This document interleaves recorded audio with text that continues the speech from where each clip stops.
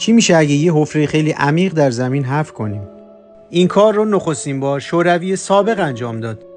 اونها حفره‌ای به عمق 12.2 کیلومتر حفر کردند. یعنی عمقش از گودال ماریانا بیشتره. حتی از ارتفاع کوه اورست هم بیشتره. شوروی عملیات حفر رو در سال 1970 آغاز کرد. این حفاری بخشی از یک رقابت بود بر سر اینکه کدوم کشور زودتر میتونه به گوشت زمین برسه. آمریکا فقط تونست تا عمق 183 متری پیش بره و بعدش عملیات رو متوقف کرد. اما شوروی به مدت 20 سال به حفاری ادامه داد و تونست به اعماق زمین برسه.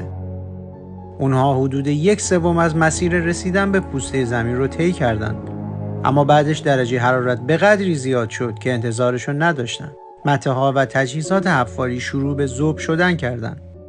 اونها فسیل‌ها و ارگانیسم‌هایی رو پیدا کردند که متعلق به 2 میلیارد سال پیش بود. همچنین کشف کردند که در اعماق زمین آب‌های زیادی وجود داره. این دیوانه کننده است. با اینکه شوروی تونست 12 کیلومتر حفر کنه، اما برای رسیدن به هسته زمین باید به عمق 5000 کیلومتری رسید. چیزی که شاید غیر ممکن باشه.